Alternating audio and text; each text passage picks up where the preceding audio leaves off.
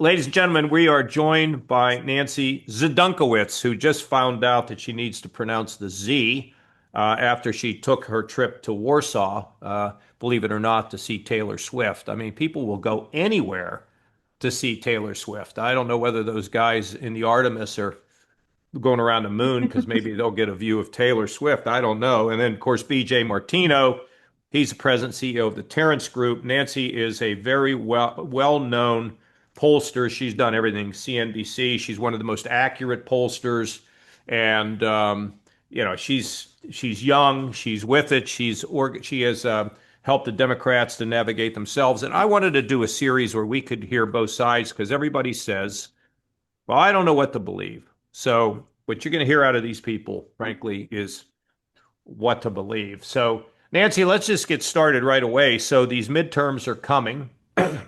What do you see here? House and Senate. Ooh. Uh, well, I think it's going to be a good year for Democrats. And it's pretty easy to see why. The fundamentals are all lining up in our direction. And Well, it seems explain like that. every Explain day, that, Nancy. When yeah. you say the fundamentals, I mean, we're talking about people here who don't always follow all this politics. So what do we mean the fundamentals are lining up? So we have one party with unified control in Congress, in the White House, on the Supreme Court. And so there's this one party rule in Washington, and people tend to have a backlash against the sort of incumbent party president, but especially when you have unified control of Congress and the White House together. And so I think a lot of people are really upset with the way things are going in the country, on top of just that automatic kind of response that we typically have in a very polarized country. So what's going to happen is you have a lot of Democrats who are very upset right now. They're unified, they're motivated. You have a lot of independents who are really upset with what they're saying. And then you have Republicans who are demoralized because they're saying, I don't think we signed up for a lot of this stuff. This isn't what I thought was going to happen under this, presidency. They don't want to defend every single thing.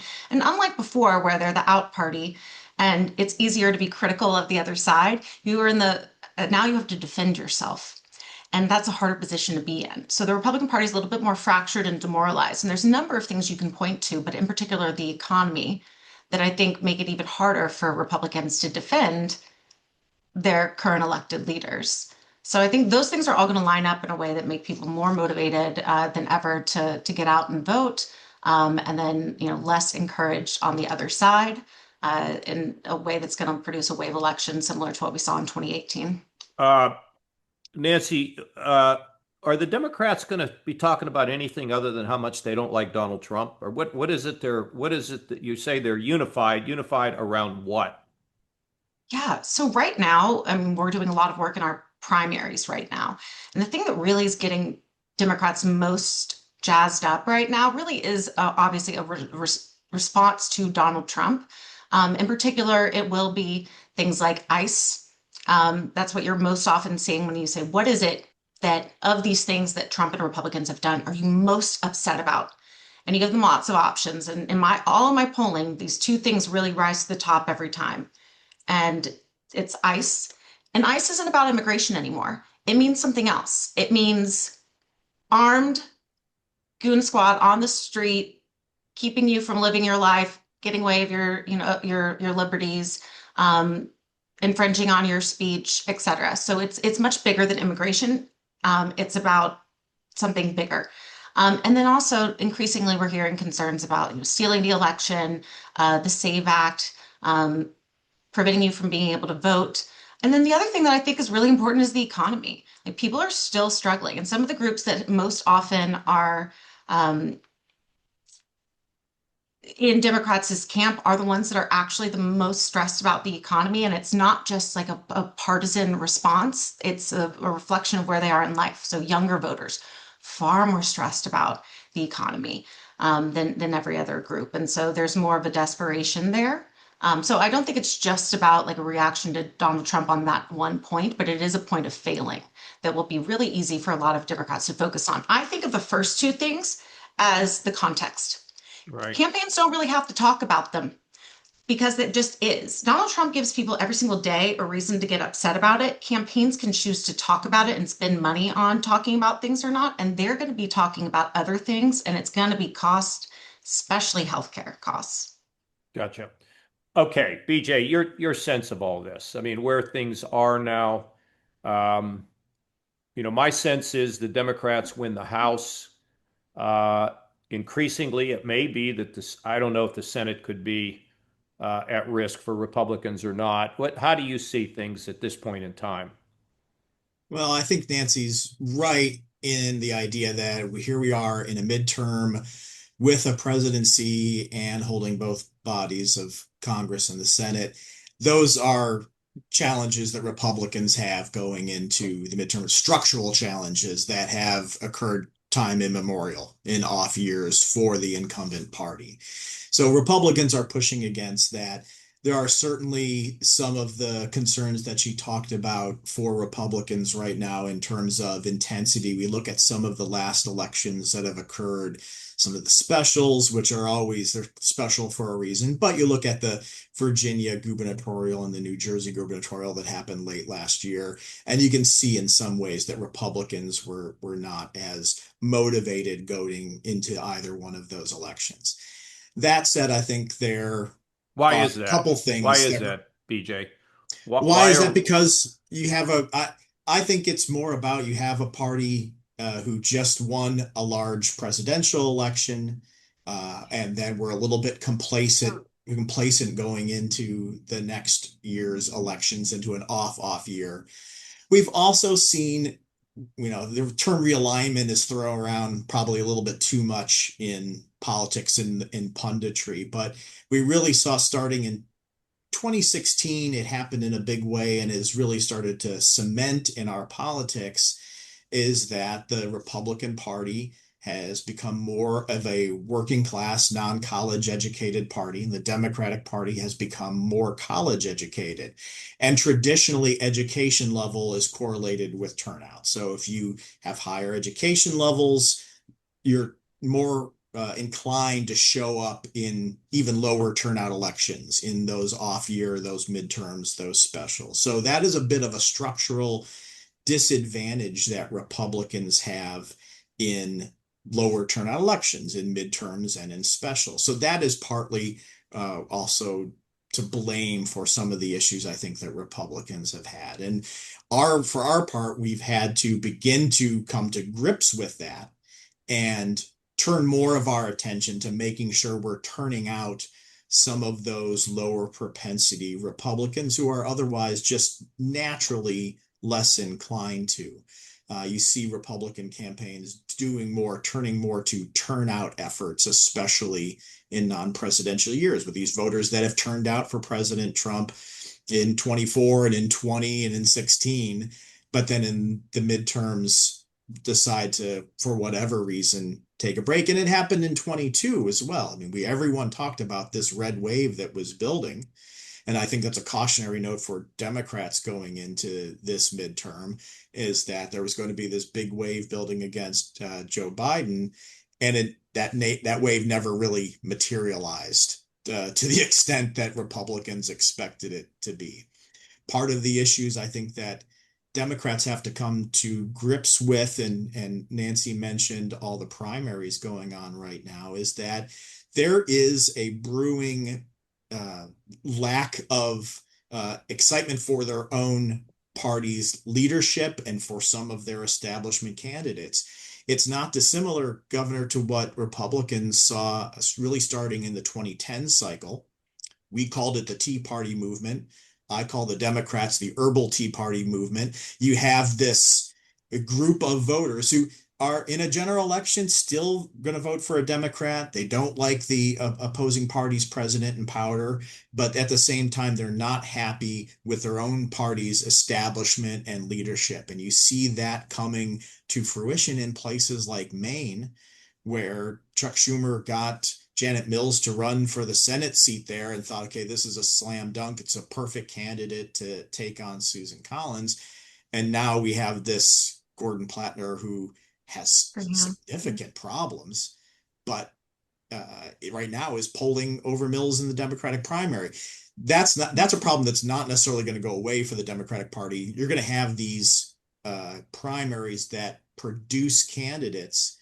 Then when you get to the general, and this is really where the Republicans' opportunity, I think, is going to be in the fall, is that there's going to be some candidates that Democrats produce with significant problems. And for Republicans, just to the point that Nancy made too about not focusing on Trump, focusing on other things, that's what Republicans want to do in the fall. Ultimately, we're going to be bringing from just the generic environment, which is where all the ballots are right now. I'm reacting negatively to my feeling about the country, perhaps to my feelings about the president. Republican campaigns are going to be bringing this down to the choice between two candidates with two records, and making it about those down to an individual race level. And that's where Republicans' opportunities are going to lie in order to keep the House, which is going to be, it's razor thin now. Obviously, there's very little margin for error in the Senate, in which the stars really have to align a lot better for Democrats in order to get where they want to be. Okay, let me Nancy and BJ, we'll try to keep this each of it a little bit short. I know these are not easy to answer in a short term, but I kind of want to talk about this structural issue. Here's my sense. It's gnawing at me. I haven't been able to really put my finger on it. I've talked to Brian Tringali, who is BJ's partner, but a lot of it is gut. The polling is critical, but a lot of it is gut. Here, growing up in a Democrat community, blue collar, okay, it was like traditional American values. Respect the flag, pray. If you want to own a gun, hunting season, we get the day off. All that kind of stuff. There was nothing around gender or anything like that. There was never any questions about all that. Do you think the Democrats are really connecting with voters the way that they once did? There's something in me that says that they're just not hitting the nail on the head. I think ICE is an example of where people didn't like what they saw was happening. It sort of disrupted their view of the way America should be.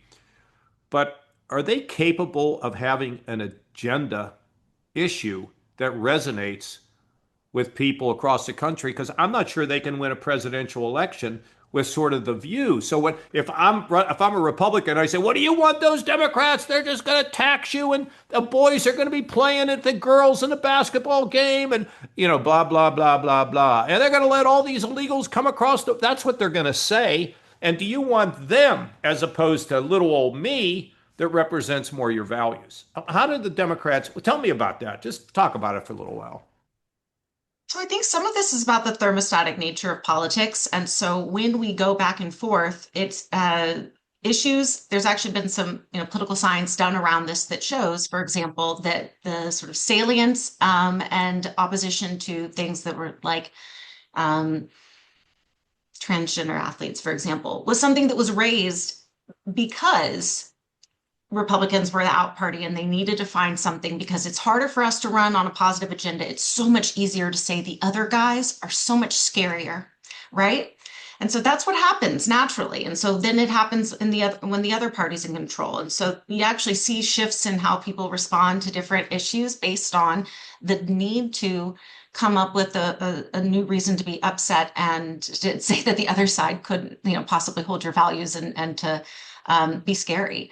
I do think that part of what's been the problem with the Democratic Party from my side is sort of the opportunity to have a real presidential primary has sort of been taken, and an ideas primary. It really does not require to have a wave election, Democrats to have any sort of agenda. And in fact, when I'm talking in focus groups with people, even infrequent voters who are going to come out and vote for Democrats this year, they're not saying, I'm voting for this and I need this to happen. They're voting from a place of desperation. It's a middle finger. It's not a promise. And so it's like can work in a midterm. That can be enough. But you're right. Like there's a big question of what is it that what can we offer people? And I'm really excited for like what that means when we go into 2028.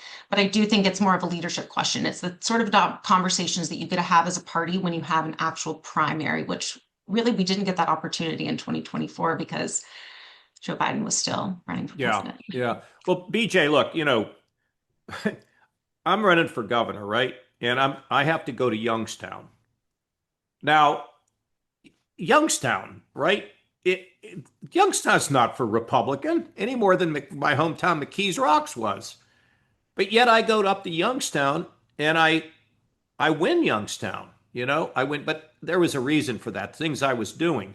But I can hardly believe that Youngstown and Cleveland are Republican.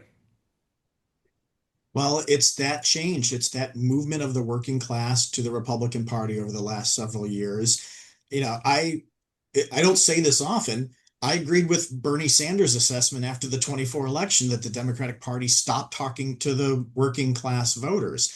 I think So what would 2028 they is say going. to them, BJ? What would they possibly say to them to get to be able to connect again? Well, I think the large part was about economic issues. That was the place to start, and that's where at least the Republicans began that conversation. If you go back to 2016 when Donald Trump was first elected, and again doing focus groups, I'm out in Western Minnesota talking to what at the time were soft DFL, Democratic Farmer Labor, right? It's the Democratic Party of Minnesota, talking to these potential swing voters.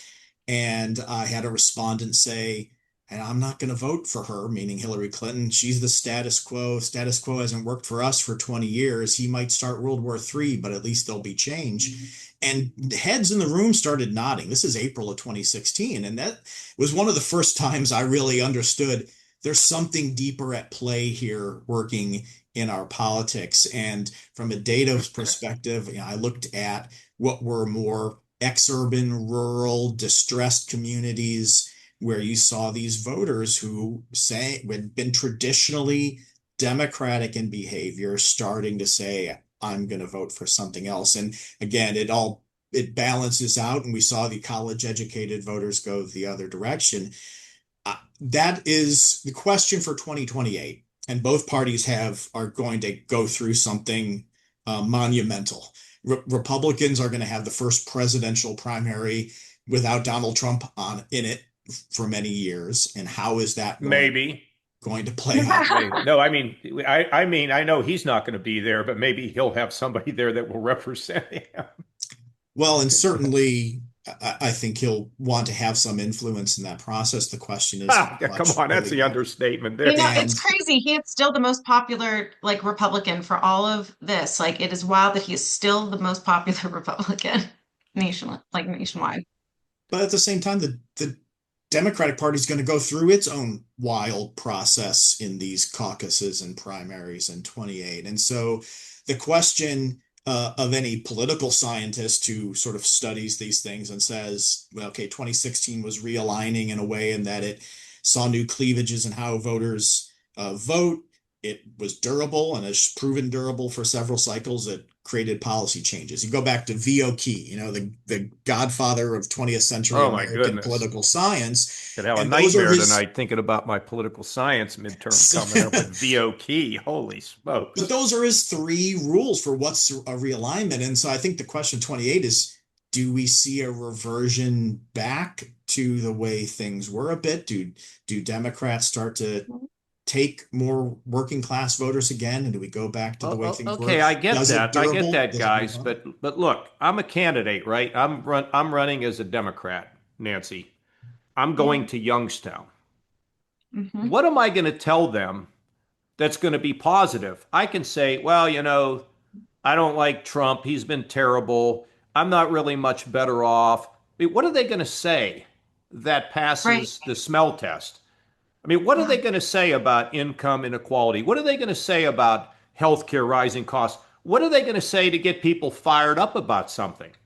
Because I don't know what it is. And the fear of a lot of people is the Democratic Party is going to be pulled far to the left because the energy is with the far left inside the Democratic Party. So how can you avoid rewarding somebody on the far left that creates energy, but they can't win a general election. Yeah. So a couple simple reactions to this. First, I've thought it might be the case that what it looks like for Democrats to win nationally again might be a candidate that makes a lot of Democrats a little bit uncomfortable in the way that Donald Trump made a lot of Republicans a little Such bit as, I mean, I uncomfortable. don't mean such as what's the person, but what No, would there's they a lot of say? there's a well, and also I don't want to like Is know it that for Rahm sure. Emanuel kind of stuff that, No. okay, I think it because might what, look a go little bit ahead. more like, I mean, it might be a little bit more like AOC or Bernie, but maybe in different packaging.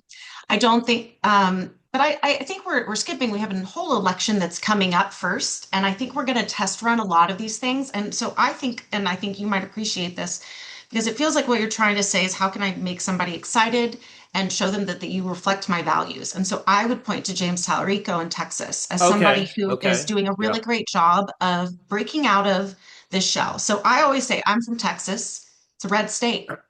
It is a red state where more than a majority identify as Republicans on a good day, even in a midterm year, which is better for Republicans too. Not alone, not even just thinking about the number who vote for them. I mean, just outright identify as a Republican, right?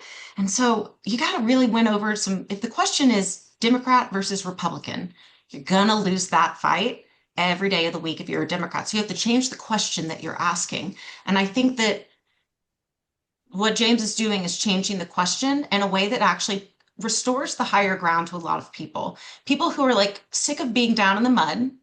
And he's offering a positive vision that is really grounded in faith and the value of community and how you treat your neighbor, and is calling on us right, all to respect right, each other in a way that feels good. Like, and I yeah, think about how this will work on a campaign. It's going to feel good to post something that he says and to yeah, know that it would be kind of beyond reproach with, say, yeah, your brother-in-law or yeah. something like No, that. no, The problem it's, for go Tallarico and ahead. others, though, I'm Yeah, sorry, is that this is the Tallarico that was created in 2026 and packaged for Democratic primary voters, but it it goes against many of his past statements and his past stances. And so, yes, did it work when he had the full weight of the CBS, Stephen Colbert, and others behind him to create energy behind him? Yes, but there's going to be a lot of opposition research, and there is a lot about him. And so, the Democrats do have candidates who are going to be trying to deny that past. Um, and it might have to be someone new, as Nancy said, who well, look, comes out of them in the future for I, 2028. Nancy, you guys can be testing, and I'm saying you guys, I don't even know what party, if I'm in a party, political party anymore. But when I say you guys, look, you're going to win the midterms because they're anti-Trump and your face is Right. fired up. Okay, it's not because you got some great idea. I don't know what your ideas are going to be. So if you go towards Bernie or you go towards AOC, that doesn't fit with Youngstown people. Mhm. I mean, it's Well, what AOC and Bernie represent is very big act of government, big taxation on people, socialized medicine. I don't think it works. Now, I mean, maybe I'm, actually, Governor, do you want to hear something crazy? yeah, I've been testing in these districts that Donald Trump won by more than 10 yeah, points, right? yeah, And you'd be shocked at how the politics has changed around healthcare. People are now so upset about the sort of lack of action. It's become untenable. yeah, Their monthly health insurance bill has become untenable for families. They're like, I'm doing fine. I've got great health insurance. I'm paying way too much money every month yeah, for it. I agree. And it doesn't seem like it's getting better to the point where people in these districts, majorities in like Trump 10, Trump 15 districts, support Medicare for all. Now, obviously, we know that that's like not how the politics will actually play out around it. But I do think that what people are open to is different and changing. Yeah, I think BJ, I think she's right about that. I think it's what does that mean? In other words, when we It's say the old, what's a conservative and what's a liberal? What does that mean anymore? When you have a Republican who are Like Trump. Republicans who are now more pro-government intervention in things. that's It's because not of Trump, though. anti-big government. That's not that's because of Trump. That's not because they think that. They've just been bamboozled and blindly led down a path towards big government. Come on. But It's Republicans not opposed to these things. no, I mean, I think that'll snap back, don't you? I think that that's what remains to be seen is really what is the new and different way that we look at the electorate more is Yeah. this populist and establishment traditional line. And populism spans both of our parties, right? It's the old horseshoe theory, right? That the new Trump voters who came into the Republican Party have some similarities with the Bernie Sanders wing of the Democratic Party. Yeah, no question. And No there is a question. distrust of big corporations. There's a big distrust of big government in some ways, but also an agreement that government has a role to play in balancing what they see as imbalanced power. Sort of the philosophy that I've had when I was governor. Government is a last resort, but not as a never resort. And that, and yeah, I hear what you're saying. And the Tellerico message, BJ, you have to say, I mean, I don't study it, but from out here,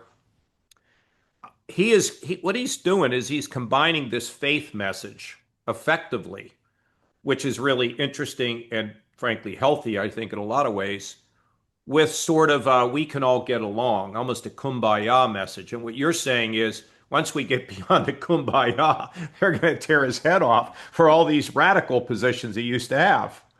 That's kind of, but he's just appealing guy. And that brings up another question. How much does appeal, the magic, like I can think of a Democrat who I think has probably the right ideas, the right temperament, but he may not have the sort of the pizzazz. You got no pizzazz, right? How are you going to get anywhere in politics? What do you think about the pizzazz factor as in terms of a deliverer of a message? Sure, and it could come in different forms, Governor. You can be someone who it connects on a personal level with people and they really like, or it can be the jerk who they think is just going to be their jerk, right? Going to be the guy who's going to go get the gal who's going to go. I think we're done with jerks, BJ. I don't think the country wants more jerks. They want enough. If that person is effective, that they will say this is a person who will rock some boats, but get things done. Yeah, I mean, again, that's what they thought that in many ways, voters, when there was a break to Donald Trump starting in 2016, voters were, here's a businessman. Here is someone who. Yeah, I know all about 16. Get things done. But I was there. But BJ, I think there's an element out there right now that Republicans are not kind. They're not kind. And I think that's a big thing. When is that ever? That's always been the case for Republicans, though, that they're not with Reagan. Compassionate conservatism. Bush felt kind of more kind. Yeah, that this is like, we're going to ship them all. We're going to get these kids and we're going to put them in these detention centers. And, we're going to ship them all out and ICE is in there. They're doing a great job and all that kind of stuff. I think that I've said for a long time now that I think the Republicans, I keep saying we, because I'm still a Republican, just don't look like they look like they're just too mean. And I don't think it's always been that way. And with Nancy, it looks like the Democrats are like, it seems to me as though they can't figure out what they're for.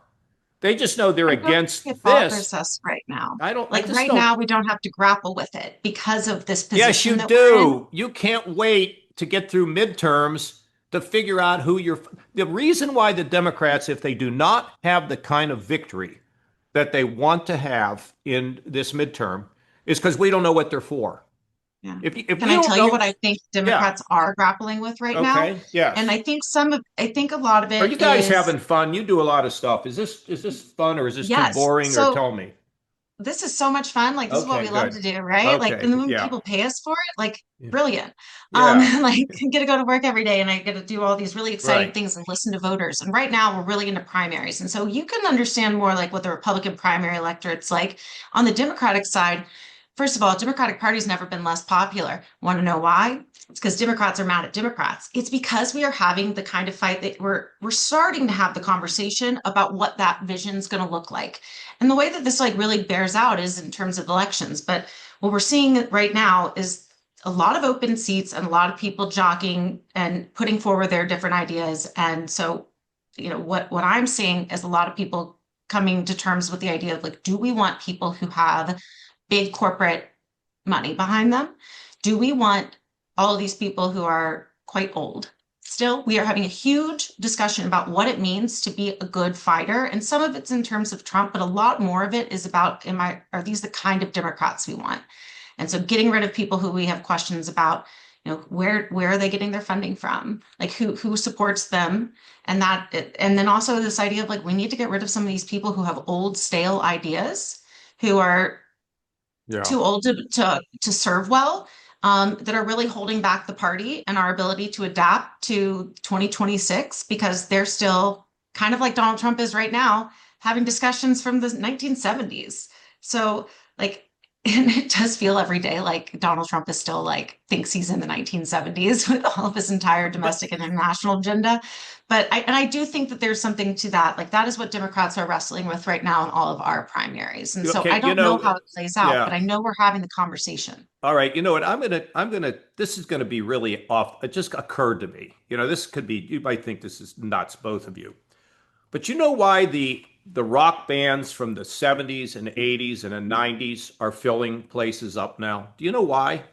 Well, because in the 80s, there weren't any rock bands who were old. Rock music didn't exist. No, I'm talking about now. They're filling them now. You know Right. why? Because nobody's Because presented anything better. That's why. So, in other words, we're kind of going back to, oh, that's that sound. I used to like that sound, but I haven't heard. I mean, nobody's running around saying, oh my God, Harry Styles. I mean, if we just listen to more of him. In other words, what I think that there's an awful lot, and this is to her point, stale.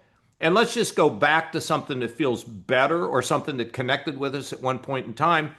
But you always have to move forward. And I just don't think we're you guys are both saying the same thing. What is the next agenda? And how do we think differently about it? And how do we present it? Yeah. And I Whoever think can do that is going to be big time. for Republicans, it's always been pushing a back against the notion of not caring or not connecting with people. That has been a Okay. long-term I think that's problem right. that the Republican candidates Yeah. have had to deal with. And for individual candidates, it's always about having a connection to your district or state. I tell many clients that the best metric I want to see besides the ballot initially or where your job approval is or anything is I want voters telling me what they've seen, read, or heard about you is that you're there or that you listen or that they responded when I called or wrote the office because that level of connection is something you can't buy in a television ad. And then on top of that, it's being able to actually talk about people that have helped. Many Republicans love to talk sort of statistics and numbers, but statistics don't pay the bills for voters. And so it's for our part, a lot of it is about doing a better job of connecting on that personal level. Listen, there have been Republicans who we know who have cared, and there are many who care. But you go back and they get typified as big, angry, corporate and not caring entities. Mitt Romney, binders full of women, and everywhere that he was drawn from someone who honestly did care and had a good success story into a put back in the box of the typical uncaring, cold A perfect Republican. example though of Romney was here. Romney has this healthcare plan in Massachusetts that's designed basically to prevent people from going uninsured. Right? I mean, it was sort of Obamacare. If you have a pre-existing condition, whatever, we'll fix it. He's running for president, and all of a sudden, he doesn't even like the plan that he came up with. I think he had a winning issue there. He didn't know how to articulate it. What I found out is all those statistics and numbers and all that stuff. It just doesn't work. It is that sort of that personal touch when you're running for president and capturing people's imagination with new stuff, but at the same time, not getting rid of the old stuff. The same thing with the Democrats. New stuff for the Democrats, but don't get rid of all the old stuff because it makes people too nervous. They think you're unmoored. And that's what I think is going to be an interesting thing to see how that develops. But then when you run for president, the problem is they get in the ring or they get on the golf course and they're afraid to swing because everybody's playing so cautious and so careful all the time, right? Mhm. Well, I know as someone who did go see the Eagles play at the Sphere, I do like a nice nostalgia act from time to time. But I think there is going to be something new developing in both of our parties going in the Yeah. 28 elections. It's going to be the next step. Where that is, as Nancy said, the Democratic Party is still figuring it out. For Republicans, who that's going to be and how it's going to be in terms of reactionary to the previous presidency, as every election, next presidential election is, that remains to be seen. But I don't think it's going to be a throwback. Let's go back to the old days for either party.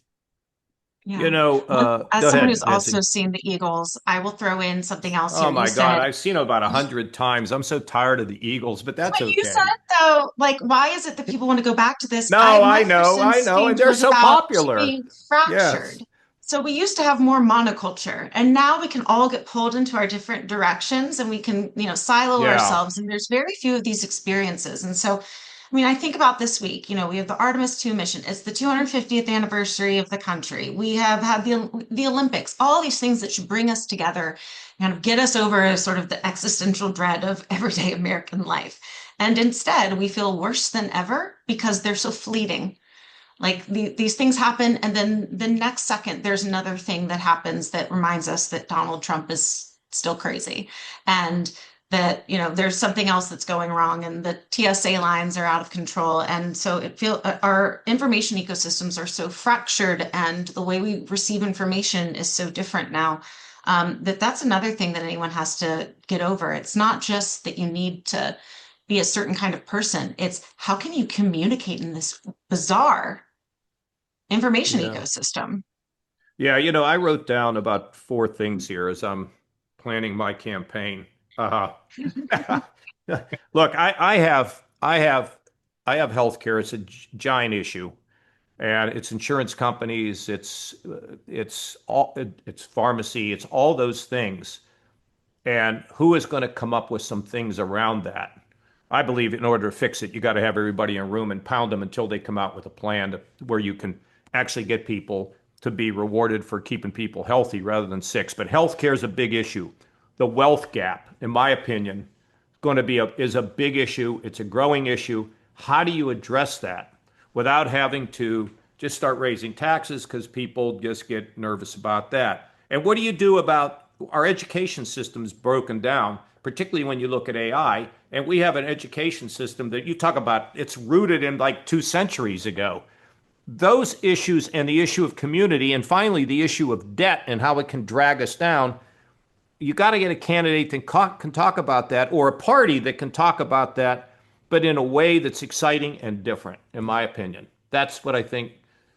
Why am I going on and on here? This, my guys Well, are going to kill me. you're talking about issues that in the next decade, let's say, and maybe sooner, the national debt, AI, when we get to sort of this generalized intelligence, how does that change? The fun things are going to fundamentally change. I mean, AI is already in many ways fundamentally changed. Again, how you see stories of kids in college today who are rightly so changing their majors because they see that the Yeah. thing that they're getting a degree in the next couple of years may not be something where there's going to be entry level jobs for it.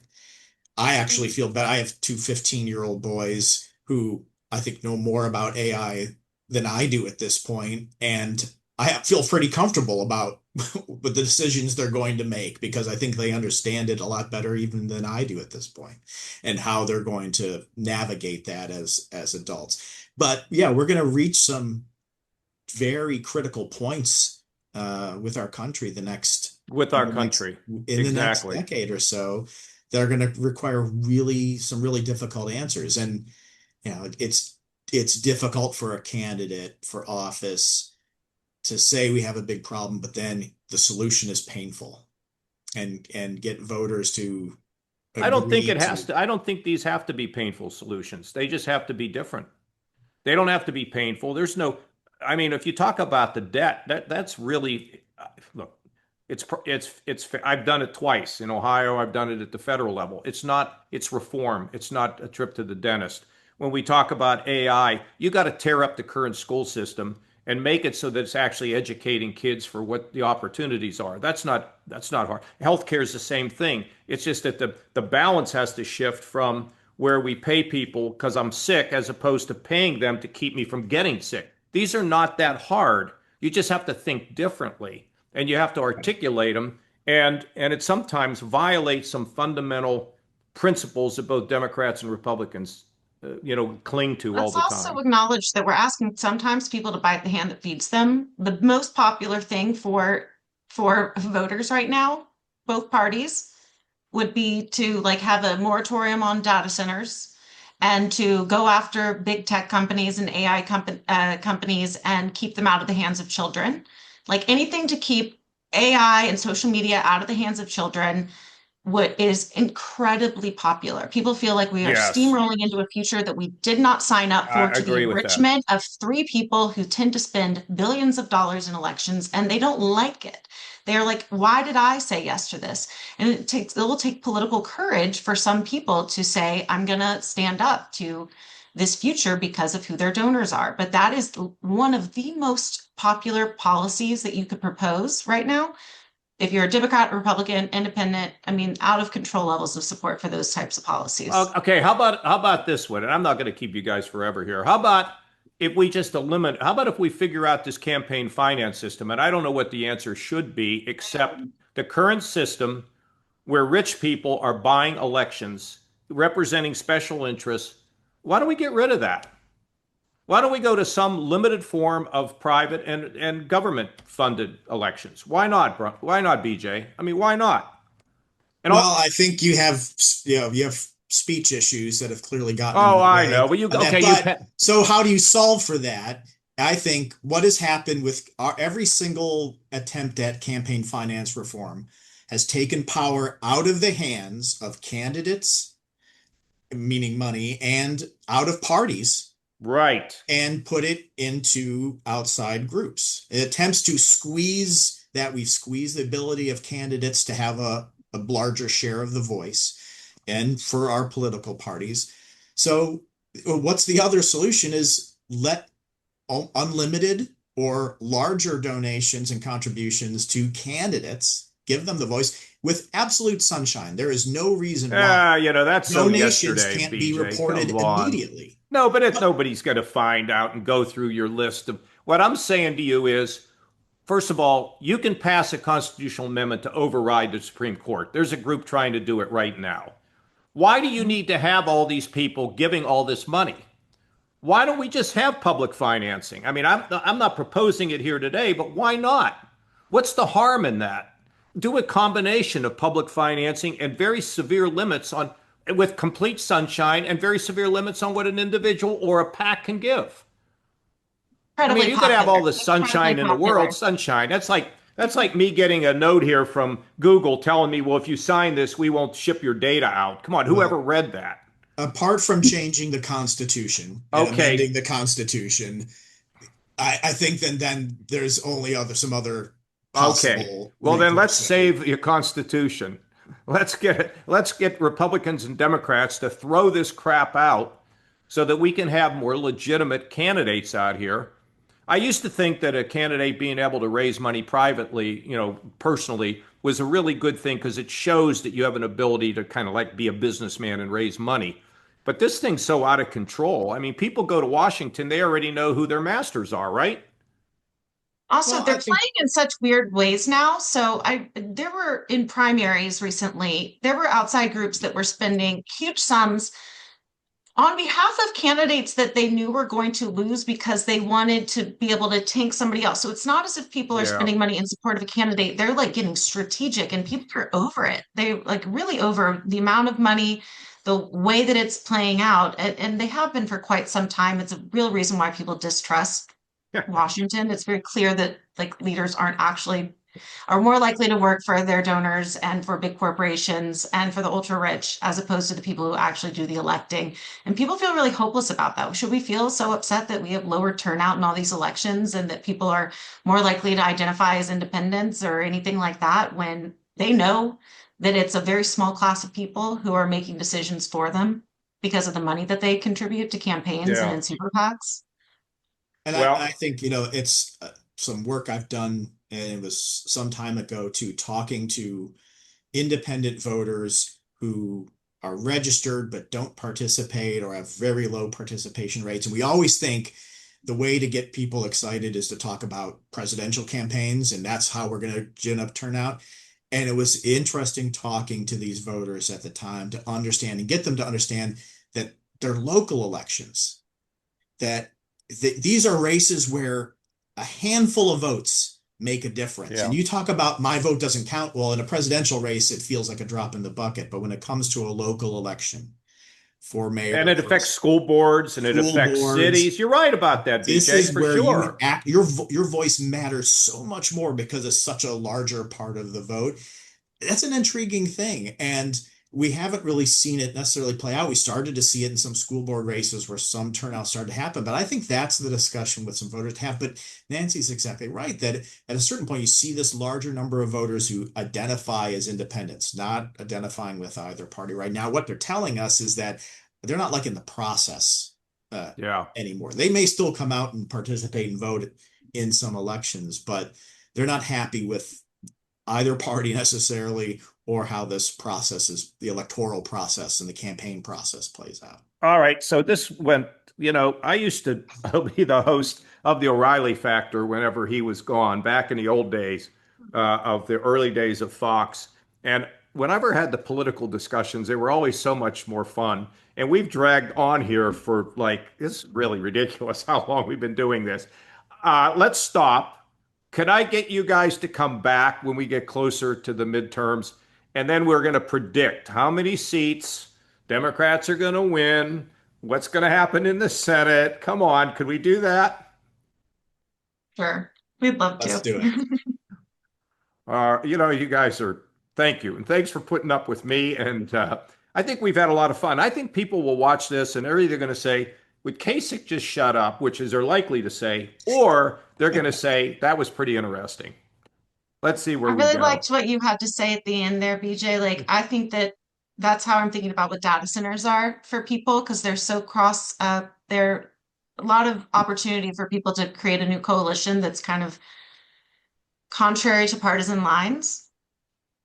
I'm seeing it in a lot of like local communities for people who are like disaffected, but they're coming out and they're trying to do something like to protect the water supply in like rural Texas where they're gonna lose their access to water or something like that. I think that it's a really interesting way to think about like how does that end up? Who gets to take advantage of those things? Well, this, How this do is we going to get, be go ahead, BJ. yeah, notice how do we get those people activated and engaged on this issue and then continue that level of Right. engagement going forward? Well, look, I mean, the one thing is I was reading the other day, in fact, a lady that works with me every day, she sent me a recommendation as to how you end the NIL problem in college basketball, which is why you can let them transfer once or something, but they can't keep going in the portal. Everybody knows the system stinks, but there are solutions to it. So you can rant and rave about the portal system and NIL and it's destroying it, but then you can have an answer. The same thing with data centers. You can rant and rave, but we don't want to shut all the data centers down because that's just crazy too. But there is an answer to that. You raise the point and come up with an answer. I think people that do that will be successful. Uh, and since it's my show, I'm going to end it right there. Thank you so much, and we'll see you again. Okay. Thanks, All Governor. right. Enjoy Thank, Bob Dylan. Nice to meet you, Governor. thank you.